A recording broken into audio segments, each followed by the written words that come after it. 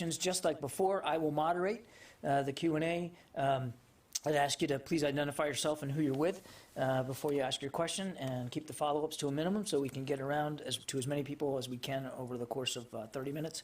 And then we'll toss it back to the General for any closing comments. So with that, General VanHerck, the floor is yours, sir. Thank you, John, and good morning. It's great to be with you again today. I'm here to update you on USNORTHCOM's support to Operation Allies Welcome, and I'm also going to provide you with an update on our other ongoing efforts, as John mentioned. In addition to our mission of defending the homeland, USNORTHCOM continues to provide COVID medical assistance in Louisiana, Mississippi, Alabama, and now, beginning today, in Idaho, while supporting wildland firefighting in the western United States.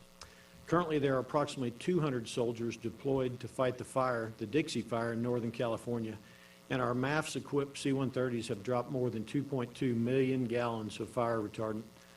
We're also conducting Hurricane Ida relief efforts, assisting FEMA, the lead federal agency, by providing high water vehicles and road clearing capabilities. USNORTHCOM continues its support of the Department of Defense as a lead combatant command for Operation Allies Welcome in the continental United States. USNORTHCOM is providing oversight and support of the lead federal agency, the Department of Homeland Security. NORTHCOM is working around the clock, building capacity to support Afghan personnel. Today, our total capacity at 8 different installations is approximately 36,000, and our Afghan evacuee population is approximately 25,600. We're working to increase capacity to at least 50,000, and we continue to provide culturally appropriate food, water, bedding, religious services, recreational activities, and other services such as transportation from the port of entry to the location of accommodations, and some medical services. My team of military, civilian, and contract personnel continue working closely with numerous agencies, both government and non-government, to ensure further requirements and additional capabilities are available for these Afghan personnel. I've visited 4 of the 8 task forces operating at DoD locations across the U.S. Yesterday, I visited Task Force Liberty at Joint Base McGuire-Dix Lakehurst. I saw the amazing commitment and pride from our service members and interagency partners working together to support our Afghan guests. Our nation's dedicated and talented soldiers, sailors, airmen, Marines, Guardians, and Coast Guardsmen continue to provide Afghan personnel a safe harbor so that the Department of Homeland Security can continue their immigration process.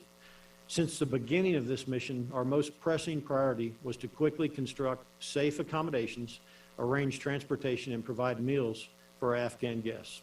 That capacity building effort continues.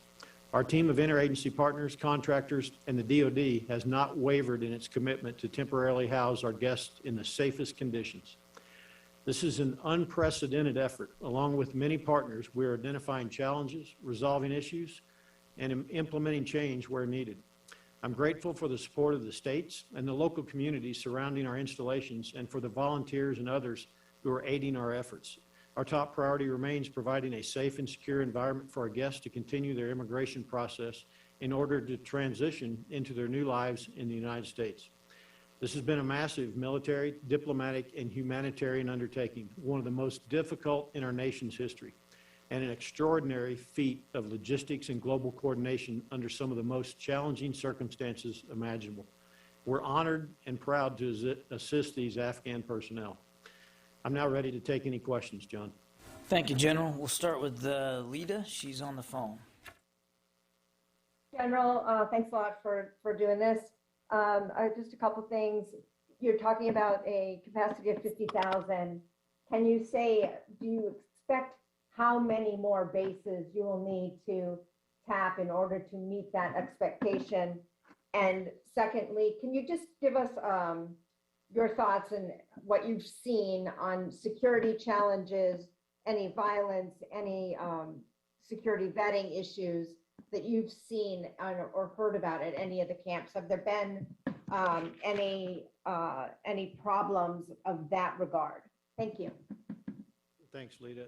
As far as bases, we currently have 8 task forces at 8 different locations, ready to expand if needed. At this time, I do not anticipate needing any additional bases to reach the capacity we need.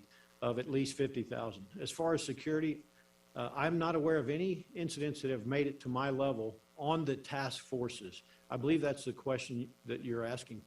I would tell you that we're partnering with not only our military folks, but our federal law enforcement and other agencies to ensure a safe and secure environment for the Afghans. We're also working closely with Afghans to put a command and control construct in place. Yesterday at Fort Dix at McGuire-Dix Lakehurst Task Force Liberty, I was very impressed to see that we've put a mayor's cell in place where we have military officers and Afghan counterparts in the village, if you will, working together to solve the issues that you're talking about.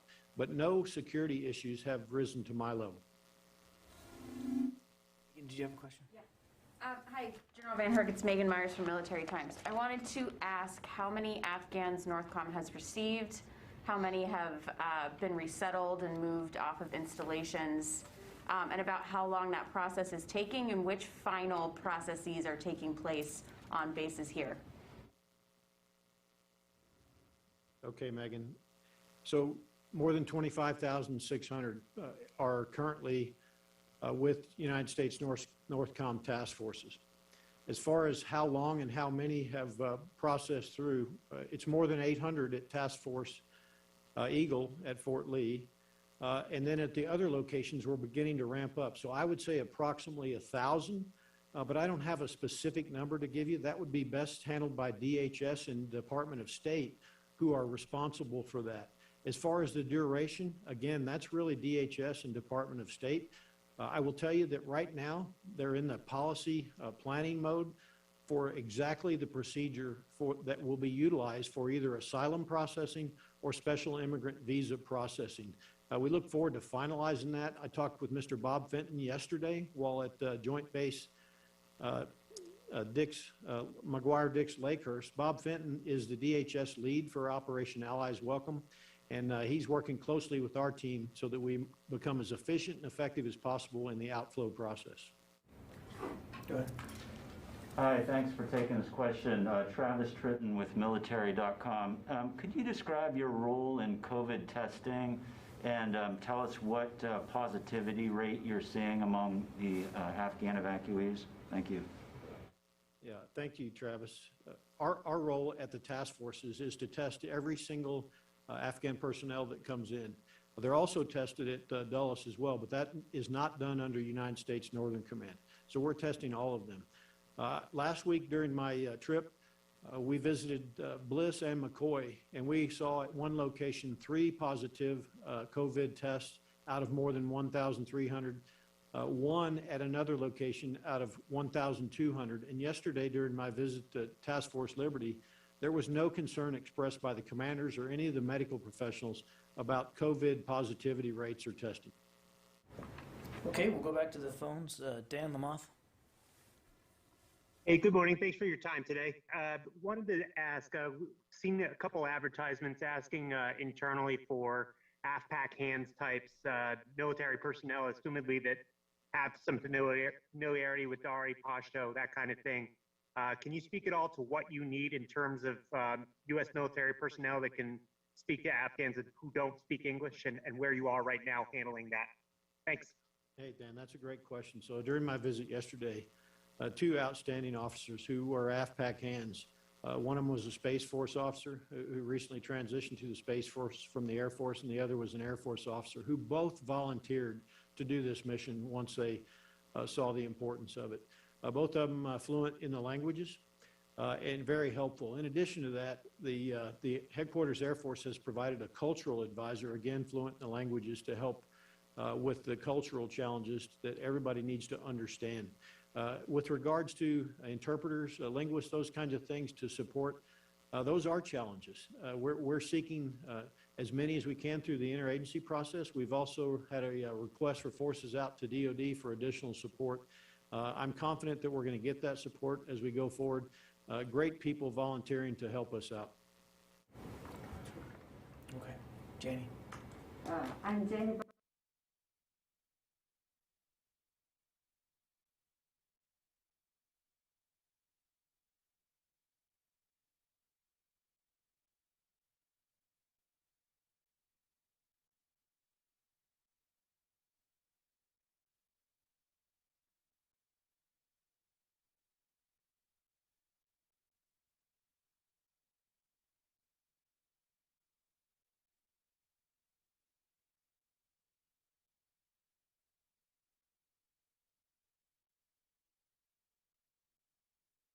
States Northern Command and NORAD stand ready to provide our mission capabilities. For NORAD, that's threat warning and attack assessment. For NORTHCOM, ballistic missile defense capability. I'm ready 24/7, 365 if North Korea decides to launch a ballistic missile. I'm confident in our capabilities. I'm aware of the report that you're talking about. That does not change my posture. We continue to be ready to respond should North Korea elect to launch a missile. Thank you. Barb? General VanHerck, a couple of follow-ups. You talked about this mayor's cell. Can you tell us a little bit more? Is this something that's going to happen at all the other sites? How are you trying to give Afghans more of a voice in their conditions right now? My second follow-up to that is, you mentioned a couple of times things not coming to your level of attention. I'm wondering how you're ensuring that any problems regarding food, sanitation, care, standardizing care, how these do come to your attention so you can, so you make sure people tell you when there are problems. What's that level you've set when you want something brought to your attention? Thanks, Barb. Yeah, great opportunity to talk about the mayor's cell, and it has been perpetuated across all of the task forces. I'm really encouraged with what I see at the task forces with sharing lessons and continuous improvement processes. The mayor's cell is a great idea. We take our military leaders, we put them into the mayor's cell. They're responsible for a specific location, maybe a few dorms, a dorm or two. And they have a counterpart on the Afghan side that would essentially be their equal, if you will, in rank.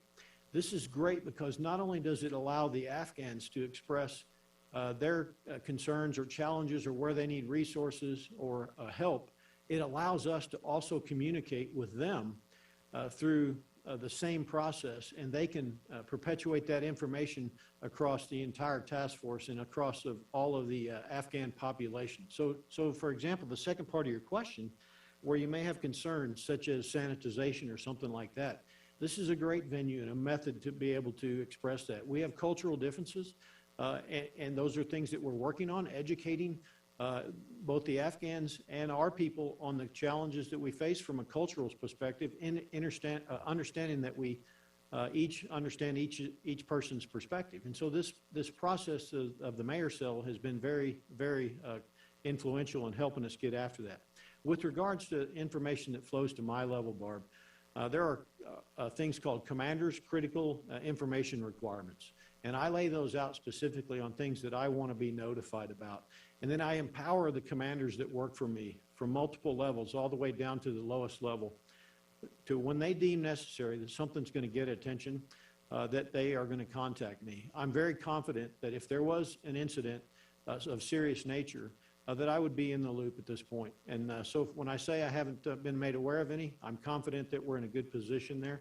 I can't tell you there hasn't been any incidents at all, but they haven't been serious enough to be addressed at my level. Can I just follow up? Just to make sure I understand, nothing has been reported to you, correct me if I'm wrong, and I am still wondering, there have been sporadic reports, I grant absolutely sporadic, of problems of sanitation and food and that sort of thing. Is there anything that you may be just hearing about in your travels around that they're doing to ensure there's a standardized process so at all these bases where so many people are located, the local commanders have some standardization and know what they need to look for? But nothing is, I just want to make sure, nothing has come to your level? Barb, nothing has come to my level to address. I'm aware of the sanitization issues you talk about, a text that was posted on social media on August 29th. I believe that text was referring to some conditions at Donna Anna at Fort Bliss, Task Force Bliss. The reason I became aware was through that text process that allowed me to become aware. The mayor's cell process that we were just talking about has been influential in helping educate and understand the expectations for our visitors, helping understand for our contractors who provide a lot of the sanitization support as well. And so we continue to improve. Now, Barb, I would tell you, I'm building 8 small cities, okay? We're gonna have challenges, just like you do across the nation in various locations. And so I'm comfortable and confident that we have processes in place to continue to address any of these challenges moving forward. And so I look forward to showing you at some point in the future when we can. I think you'll be incredibly impressed with what we're doing. Sylvie? Hello, General Sylvie Lantom from AFP. We heard reports about children separated from their families during the evacuation. Do you have any case of children traveling alone, and how do you deal with them? Thank you. Great question. So we've had a couple of unaccompanied children arrive at our task forces. They're immediately identified, and Health and Human Services is the lead agency to take responsibility for any unaccompanied children. In each case, they have quickly adapted and take responsibility for those children. Each of their personnel are certified, trained, very experienced to handle these cases. We do not retain responsibility for those, but we do identify them and pass them on to Health and Human Services. Where do they go? I would defer to Health and Human Services for that.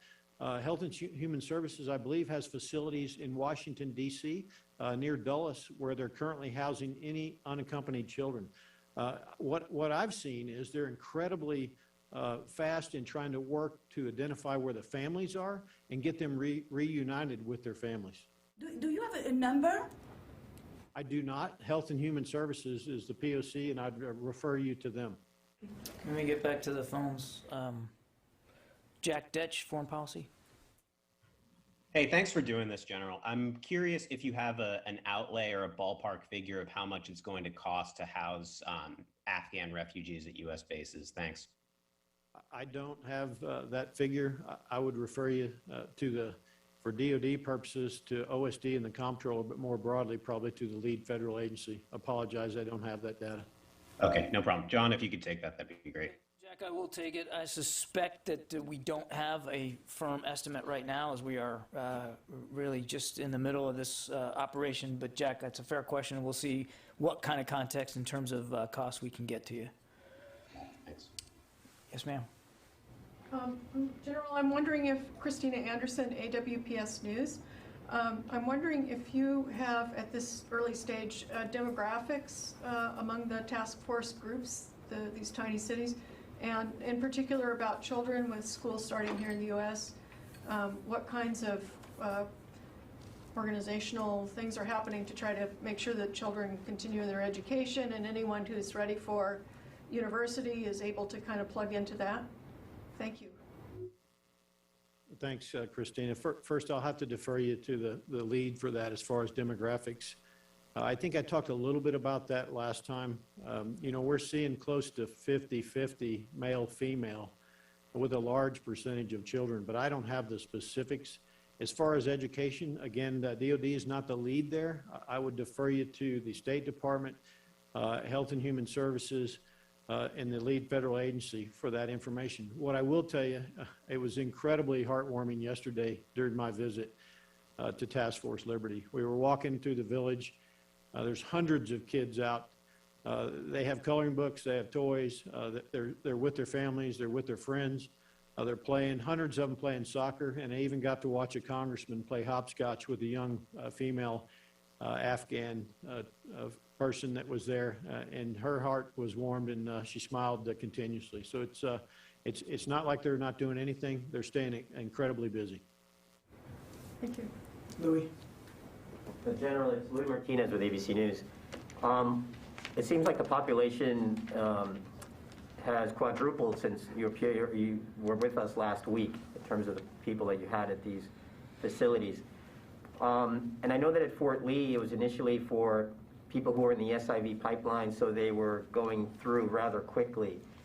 Are are the majority now of these individuals who are in your camps, are they SIVs? And if they're not, how much time do you anticipate that they'll spend there if there's a certain process that's involved in terms of not being days, but maybe weeks or months? Hey, thanks, Louis. You're right. Lee was primarily an SIV event, and today the vast majority of the Afghan population at Lee are in the SIV process. As far as the total number, I don't have a specific. I'd have to defer you to DHS and State Department of exactly the breakout between SIV and other asylum seekers, but I would venture, I'm speculating a little bit, that the vast majority are not SIVs at this time. They're asylum seekers that will be determined how we're going to work them through the process by DHS as the lead federal agency. And if I could follow up, sir, does that mean that they will remain at those facilities until they get asylum, or like the other individuals in the SIV pipeline, do they get transferred out to NGOs that then find housing for them? Louis, what I expect in talking with Mr. Bob Fenton yesterday, and they're currently working through the process for how we're going to onward move them, is that each of them will, at a minimum, go through the medical screening, COVID vaccination. That's a requirement now for parole. Parole being a term that the state uses when you release them into the United States as part of the either special immigrant process or DHS as part of an asylum process. For the duration, that really depends on the capacity we're going to have at each location and the policy decision that is currently being made right now on what the processing is going to look like. That does not mean they'll be on DOD installations until they complete that process. Once they go through their screening, once the policy is decided, then they may be released likely to our country and go through the asylum process as guests of our country until they get their either U.S. citizenship, green card, et cetera. Okay, we got time for just one more, and then I'm going to let the general close things out. Sam Legrone, did you have a question? Yeah, hi. General, thanks for being here. Can we get an update on the relief operations in Haiti and how those are going and what the U.S. participation is at the moment? Hey, Sam, I'll have to defer to Admiral Fowler at Southcom. That's in his AOR. Maybe John Kirby has more, but that's not something I'm responsible for. Yeah, Sam, we'll get you something. I don't have an update ready for today on that, but we'll get you something. One last one. Go ahead, Barb. John, can I have a quick follow-up to Louis? So what have you been told, what's your planning factor, if you will, on how long you have to have these military bases prepared and ready, capable to house Afghans? Because given what you're doing, you would have, somebody would have given you, some kind of planning scenario, be ready for as long as. And when you talked about these locations as villages, are families given separate housing? Are they together as a family, or are families in larger dormitories? How is the housing working also for single females and single males? Thanks, Barb. Great question. Let me answer that last portion first. So single males will have single male housing and living facilities. They will not be intermixed with children and the families. Families do have separated areas where we try to put the families together. So some of these areas that are open, what we do is we put temporary walls up to give privacy in accordance with their culture for the families. And single females as well will be allowed the opportunity to have single female housing for them as well. The first part of your question, Barb, let me make sure I understood that one. Can you go back to that? Just to follow up on what Louis was asking, what have somebody would have said to you or the military as you construct these base locations to be prepared to conduct this mission for as long as, and what would that have been? What planning guidance have you been given, even if it's more or less? What's the guidance you have on how long to be prepared to conduct this mission? Barb, we're prepared to conduct the mission until completion, which will be determined by DHS as far as the processing. I would defer to John Kirby if he has additional information that maybe OMB or another agency is planning for. But for me, I'm prepared to execute until told otherwise or mission complete. Thank you. Okay, with that, General, sir, I appreciate your time today on a Friday. I'd like to turn it back over to you for any closing thoughts you might have, sir. Hey, thanks, John, and thanks to the press corps there. It's a great opportunity to share this story. I think there's some incredibly positive stories that can come out of the ongoing mission of Operation Allies Welcome, and I've been able to see those. It's a Herculean effort that started all the way in Afghanistan and is working its way all the way here to the United States of America. I can't tell you how impressed I really am with our joint force, our soldiers, sailors, airmen, Marines, Guardians, Coast Guardsmen, partnered with the interagency and volunteers that are making this mission happen. The pride is simply amazing that I see when I go out and do this. And the smiles and the gratitude and the graciousness of our guests, you cannot overstate how much they appreciate what our teams are doing. The states, the local communities, the volunteers that are coming out, it's just amazing. And that's a story that we have to continue to tell. I will tell you the mission is not over. And for us, it's actually just beginning. Much to accomplish in the coming days and weeks. And we look forward to continuing to work with the Department of Homeland Security and the rest of the interagency to accomplish this mission. You know, I know that DOD and our interagency partners are up to this task. That's what we do in the department. That's what we do as Americans. And it's great to be part of this mission. Thank you very much. Thank you, General. Appreciate your time today. Okay, I do have a couple of things at the top here, and then I can stick around and take some questions if you have them.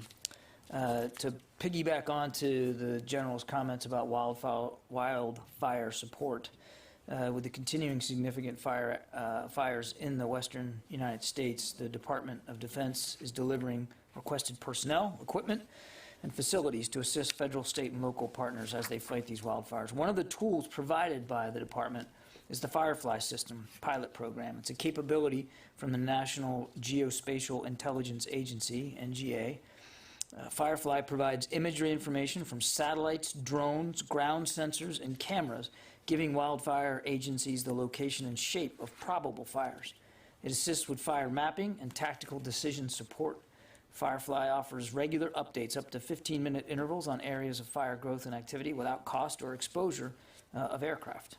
Recognizing the continuing value of this pilot program, the department recently approved an extension of Firefly support through September of 2022. This extension will provide time for the National Interagency Fire Center, in consultation with the Department of Defense, to develop a viable long-term solution for future funding and operation of Firefly.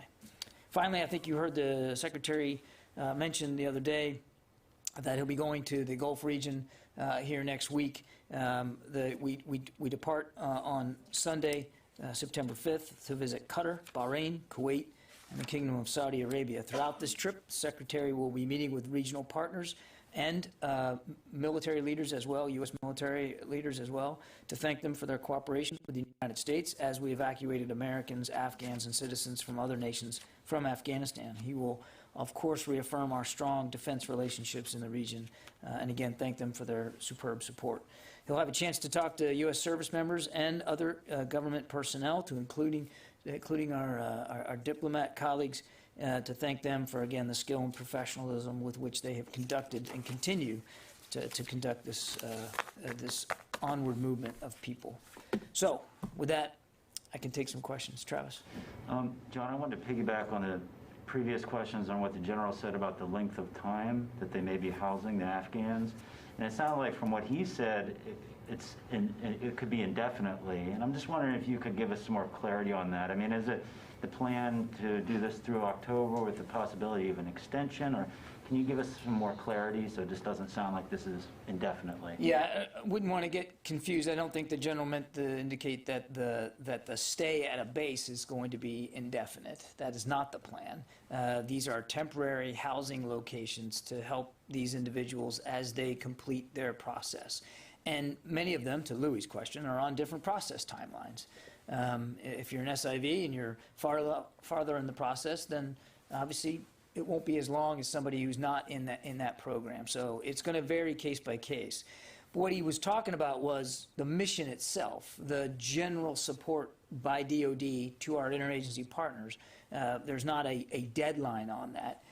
We're, as he said, we're just at the beginning of this, and so we'll support our interagency partners with the housing function we're providing for as long as they need it. That's different than saying an individual family or individual Afghan is going to be on a base for an indefinite period of time. There's a process, but each one will be different based on the individual case. Does that answer your question? I think so, thank you. Okay, yeah, in the back there. Thanks. Mike Bress with the Washington Examiner. DoD still hasn't said who the targets of the airstrikes were. Can you tell us who the targets were, and if not, why not? I don't believe we've refused to say who they are. We haven't given you names, but we absolutely had solid intelligence that this was ISIS individuals who were in the act of imminently carrying out a direct threat to the airport and to our people, and potentially to innocent lives outside the airport. The intelligence was very good, and we took the strike in as timely a fashion as we could to prevent this imminent threat. There's no question on the department's mind that it was a valid threat, valid target, and related to ISIS-K. Okay, Louis.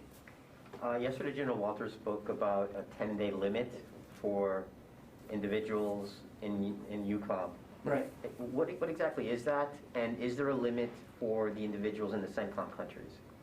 Let me get back to you on the CENTCOM. I don't know. I'd have to get that from Central Command, Louis. What the general was talking about in Europe, these countries have asked that we keep people no longer than 10 days at these facilities, and I think he talked about how we're working with the countries. We're grateful for their generosity, and we're working very hard to meet those guidelines as best we can. I'll have to take the question on CENTCOM. I don't know if there's similar limits on time frame.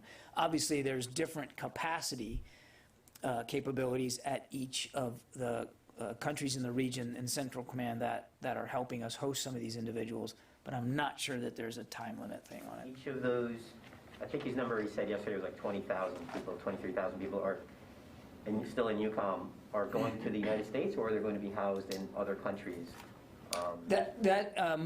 We anticipate most will be coming to the United States, but not all. And that's again, to some degree, that'll be determined by the individual family members, and the people that left Afghanistan. We can't assume that each and every single one of them want the United States to be their final destination. So if that clock holds, I mean, I think it's by next Wednesday, you would have to have all of those individuals back to the United States. Well, or not at the bases where they're at right now. Not necessarily all back to the United States. And again, the general's better to talk to that. I think he talked about that yesterday. Yeah. Thank you. Two different questions. First, the Secretary said in the past that Indo-Pacific is a priority theater in the face of the pacing threat of China. Does he still stand by his earlier statement now that the Taliban took over Afghanistan and the threat of terrorism could increase in the near future? The Secretary still intends to prioritize the Indo-Pacific region. Absolutely, nothing's changed about that. And you've heard us talk before that in many ways the terrorist threat, certainly to our interest and the interests of our allies and partners, has metastasized outside Afghanistan. And we're not going to lose focus on that. You heard him say that just the other day. We're going to stay laser focused on making sure we have the capabilities we need to conduct over-the-horizon counterterrorism capabilities, not just in Afghanistan, but elsewhere around the world. But nothing's changed about our focus on the Indo-Pacific region. It's no accident that his first trip was to that part of the world, and in fact, he went just recently again to Southeast Asia. This trip next week will be his first trip to the Middle East since becoming Secretary of Defense, and obviously a very opportune moment for him to be able to thank these countries for their support. Okay. The separate question. The DoD was supposed to complete the global force posture review by as early as late summer. Are you still on track to meet that timeline, even after the recent event in Afghanistan? Yeah, the team is still working on this, and I think we're still basically where we need to be in terms of the timeline. Yeah. John, On the evacuees, can you tell us if there are any Afghan military members, service members among the Yes, evacuees? there are some. And also on the strike in Nangarhar, why didn't you name those high-level, high-profile ISIS officials yet? You don't have the names. You just. We know who they are. I think at the time we didn't release the names because we were being we were in the middle of a very fluid threat environment. Let me see if if that's information that can be provided now. I don't know. I mean, we know who they are. I don't know if it's information that that we're going to be able to provide right now. Yeah, Christine. So back to these task force bases here in the U.S. On the longer-term stays, will there be plans to include among the activities for the children educational types of activities, beginning English, some of those kinds of things perhaps? I don't know how long the stay would be, but it seems to me that, just having them play day by day is a good thing, but, some educational activity wouldn't. I would refer you to HHS. That's really their role. Again, I think it's to remind, our job is to provide temporary housing space, food, water, sustenance, shelter, religious accommodations, obviously, to make these individuals as comfortable as possible while they go through this process. But you're asking, those kinds of questions are better put to HHS and not the Department of Defense. Courtney? Yeah, I just want to, now that there is a little bit of time that the U.S. has been out, is there a more clarity on what the CT strikes, like who could be targeted under the CT strikes? Obviously ISIS-K, we've heard about that. I'm assuming Al-Qaeda. What about Haqqani? Are they a legitimate target that the U.S. will be, could potentially be targeting with counter-terror strikes in Afghanistan going forward? Yeah, I don't want to hypothesize about potential future operations, Courtney. What I will tell you is that we maintain the capability and the responsibility to conduct counterterrorism strikes that we believe are in the best interest of the United States of America and the American people that we defend. And I think I'd just leave it at that. So, because there is at least one Haqqani leader, Siraj Haqqani, who there's a $5 million, what's the term, against him by the FBI. The FBI have offered $5 million for information about him. So, theoretically, he's wanted in the United States. Would he be a legitimate counter-terror target for U.S. military there? We will conduct counterterrorism operations that we believe are in the interest of protecting our interests and the American people, and when there is, the credible threat that needs to be dealt with. And I don't want to speculate about each and every possible circumstance or each and every possible target. I think you can understand why we wouldn't want to do that right now. And then one more on that. Now that there's no U.S. military presence there, who has the authority? So does that have to, every single time that now General McKenzie has a potential target, does he have to get permission from the White House or from Secretary of Defense to conduct strikes in Afghanistan going forward? And then I know I've asked this before, but I'll ask it again just to see if there's more clarity. Now that the Taliban are running the government in Afghanistan, will the U.S. go to them in advance of strikes, not for necessarily approval, but as coordination or? Yeah, I think both the Secretary and the Chairman talked about this just the other day. They didn't, they didn't want to leave anybody with the notion that we were somehow going to be in some long-term, enduring, manufactured cooperation agreement with the Taliban. But to your last question, I mean, each case is going to be dealt with specifically to that case, and that includes, issues of authorities. Obviously, General McKenzie has authorities to conduct counterterrorism operations inside his area of responsibility, and we leave it to him and his good judgment to determine how much beyond his own authorities does he want to act or consult. But every case is going to be dealt with differently. So again, I think the Secretary and the Chairman laid it out pretty clear. We're not, nobody's trying to ink some sort of military cooperation agreement with the Taliban. They wouldn't rule out that there might be occasions when there might need to be some informational component there with the Taliban going forward. I don't, we shouldn't get lost. Nothing should be lost about the fact that we have a robust over-the-horizon counterterrorism capability. We're going to try to make it more robust. We're still in discussions with partner nations about being able to make it more robust. And we're going to continue to explore options. Again, it's about defending our interests and our people and the American homeland, and making sure that places like Afghanistan can't become a place where that kind of a threat, like what happened on 9/11, can happen again. Barbara. I want to clarify something you just said to Courtney, please. I think I heard you correctly. You said you leave it to General McKenzie to decide when he needs to consult. Right. I know there is a fascination here about, no, Barb, wait, hang on just a second. There's fascination here over authorities. And the cases when a commander can do something on his or her own, or they have to float it up the chain of command. I am not going to get into a detailed discussion today about authorities for strikes that haven't happened yet, and for operations that aren't planned and aren't on the calendar yet. With the whole, hang on, please. The whole national security team is involved in monitoring the threat streams and the intelligence. And there is, in many cases, frequent dialogue across the chain of command about taking the appropriate action. And the interest in authorities is interesting. It's not necessarily relevant to the overall mission, which is to prevent our nation from being attacked again. So my question actually is, well, that's a very good explanation. My question is, you said, if I am repeating this accurately, it is up to General McKenzie to decide when he needs to consult. I'm wondering, given everything, maybe I just misunderstood you.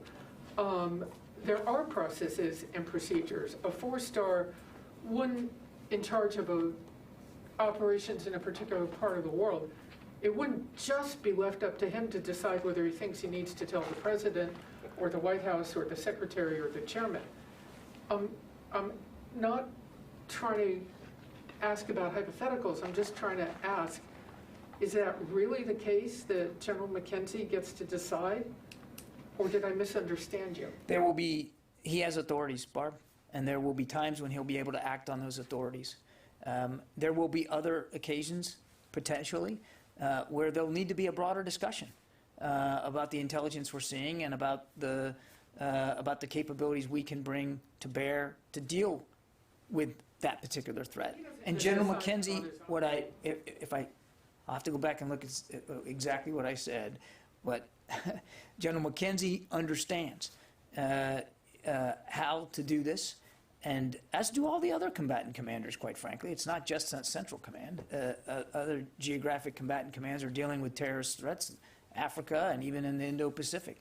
They understand the authorities that they have, and they also understand that even within those authorities, there might be times when a broader discussion is warranted. And I think, again, it's not a useful exercise to go through the authorities on each and every possible strike. What matters is that the American people know, A, we have the capability, and we're going to keep the capability, and we're going to try to make it more robust, and B, we're not going to lose sight on the threat going forward. And it's difficult for me on the 3rd of September to tell you exactly what that threat's going to look like in any part of the world on any particular day, except to say that our combatant commanders know the authorities they have, they know the responsibilities they have, and they will act accordingly. I think the reason that I'm glad that the combatant commanders know their authorities. I would be troubled if they didn't. But I think the reason that we're asking here is because now the situation has changed. There's been 20 years that we've been covering this war, and now the situation on the ground has changed. There's no military there, and it's not. And we're trying to understand, to inform our own reporting, how things going forward. I don't think we're asking you specifically, can you give us the date and time of each strike and who it's going to be targeting and where, but just more broadly, how this process is going to work going forward. And I think that kind of process stuff, call us wonky. It wouldn't be the worst thing this press corps has been called before. But I think that only informs our own reporting to understand how it's going to work. So if it's possible that anyone can explain that going forward, even in a broad sense. Courtney, again, I think maybe I failed. Perhaps I utterly failed here to try to explain it going forward. But, not to your face. I just don't think it's a useful exercise to talk about every authority process for every potential strike we're going to take. Just rest assured that our combatant commanders have the authorities they need. And if there's a need to have a broader discussion inside the national security team about a potential target, we'll do that. It is not uncommon that hasn't happened in the past, and I suspect that'll happen in the future. But you're right, the situation is different. And that's exactly the point I guess I'm trying to make, is that because the situation is different, these will be taken almost on an individual basis. Can I have a follow-up? Yeah, sure. Could you talk a little bit about the urgency of the opportunity in a strike? Is that a factor in this too sometimes? Time and urgency is always a factor when you're getting ready to take a strike, particularly against a legitimate terrorist threat. Okay, I got to go. Yeah, go ahead. So what is the U.S. final destination of the military mission against the terrorists? U.S. will fighting forever to Taliban, ISK, or another terrorist? What? Do you have any destination for the final destination? A destination? Yes, final destination of the U.S. Final destination of the U.S. when it comes to terrorist threats? I mean, I think it's been pretty clear. We want to make sure that we can avoid, prevent, stop a terrorist threat from endangering the lives of the American people, like it happened nearly 20 years ago. And that was why we went to Afghanistan, and it was still the goal. It is still the goal, not just in Afghanistan, but elsewhere around the world, to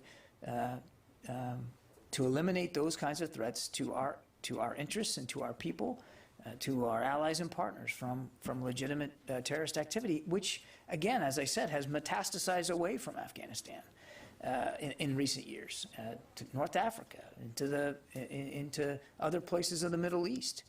And so we're not going to lose sight on that. We're just not going to lose sight on that. The Secretary's number one priority, if you go back and look at his message to the force when he took over, is defend the nation. There's a lot you wrap into defend the nation, a lot. Part of it is the existent terrorist threat and the future terrorist threat, and making sure that we're not losing focus on that. All right, okay? Thank you. Thank you.